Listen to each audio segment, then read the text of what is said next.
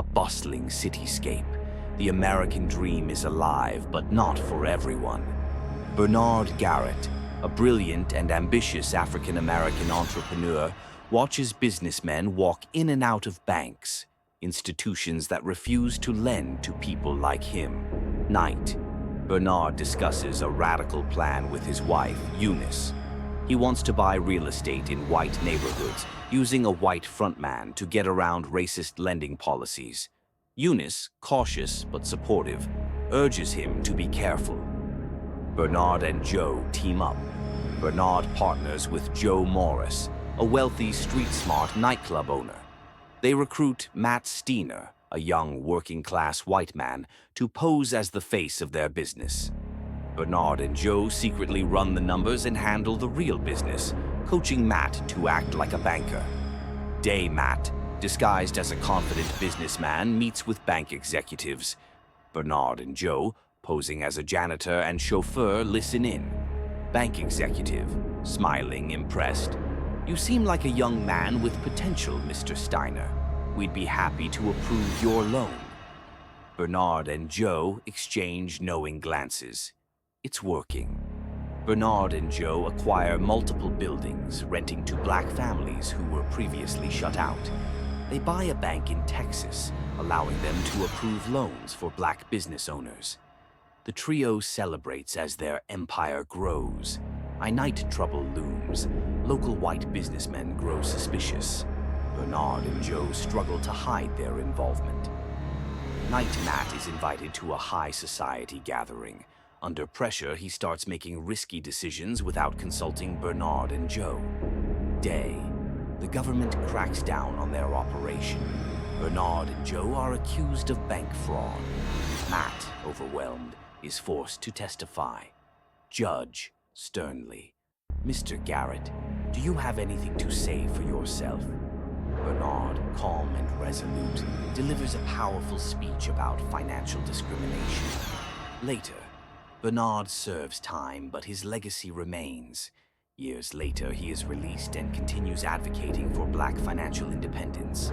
The 2020 movie The Banker is based on the true story of Bernard Garrett and Joe Morris, two African-American entrepreneurs who, in the 1950s and 1960s, used a white frontman to break racial barriers in real estate and banking. The real story behind The Banker. Bernard Garrett's early struggles and ambitions. Bernard Garrett was born in Texas in 1922 and grew up witnessing racial segregation and financial discrimination against black people. He was intelligent and ambitious, determined to achieve financial success despite systemic racism. After moving to California, he started investing in real estate, using white business partners to purchase properties in predominantly white neighborhoods, since banks and real estate agents refused to do business with black buyers.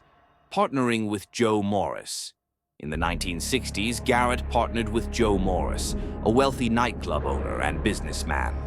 Together, they formulated a plan to expand their real estate empire and help black Americans gain financial independence. Since banks refused to lend to black borrowers, Garrett and Morris hired a working-class white man named Matt Steiner to pose as the public face of their business. They trained him in finance, banking, and high society etiquette so he could pass as the owner while they worked behind the scenes. Buying banks in Texas.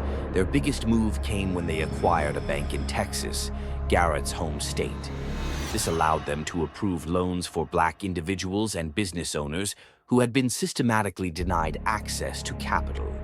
By controlling a financial institution, they were able to create opportunities that had previously been blocked due to racism, government crackdown, and legal trouble. As their success grew, white business elites and government officials became suspicious. Authorities launched investigations into their financial dealings, leading to fraud charges. The government accused Garrett and Morris of illegally misrepresenting ownership in the banks. Both Garrett and Morris were convicted and sentenced to prison in the mid-1960s. Their business empire collapsed, but their efforts had already made a lasting impact, by proving that Black Americans could succeed in finance despite the barriers. Bernard Garrett's legacy. After serving time, Garrett continued working in real estate and advocating for financial literacy in the Black community. Though history largely overlooked his contributions for decades, the banker brought his story back into the spotlight, highlighting how he challenged an unjust system and paved the way for future generations. How accurate is the banker? The movie stays true to the core of Garrett and Morris's story, but dramatizes some events for storytelling purposes. For example, some characters, including Matt Steiner, were fictionalized or composite characters. The timeline of events was slightly altered. The film does not fully explore all the legal aspects that led to their downfall. However, the central theme, two Black men using intelligence and strategy to beat a racist financial system, is rooted in historical fact.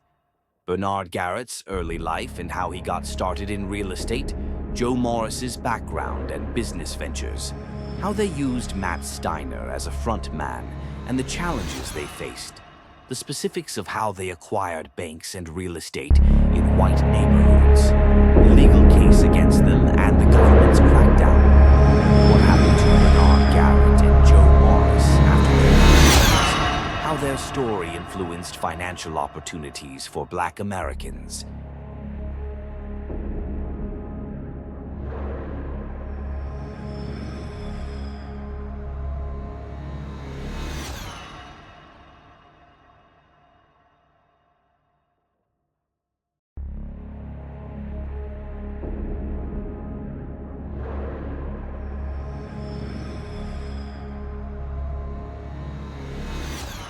Yes, Bernard Garrett was not treated fairly because he was a Black man. The entire premise of The Banker, 2020, is based on the real-life struggles of Bernard Garrett and Joe Morris, who faced systemic racism in the banking and real estate industries during the 1960s. Despite Bernard's intelligence and financial expertise, he was denied opportunities simply because of his race. Banks refused to lend to Black individuals, and white business owners actively tried to prevent Black people from owning property in segregated areas. This is why Bernard and Joe had to use Matt Steiner, a white man, as the face of their business, because they knew they wouldn't be taken seriously otherwise. Even after they successfully bought property and a bank, the system still worked against them. When white business elites and the government discovered that Bernard and Joe were the true owners behind the bank, they were targeted with legal action. They were charged with financial crimes, but many believe they were punished more harshly because of the racial barriers they were breaking. The film highlights how Black entrepreneurs had to work twice as hard, take bigger risks, and still face discrimination, even when they played by the rules of capitalism.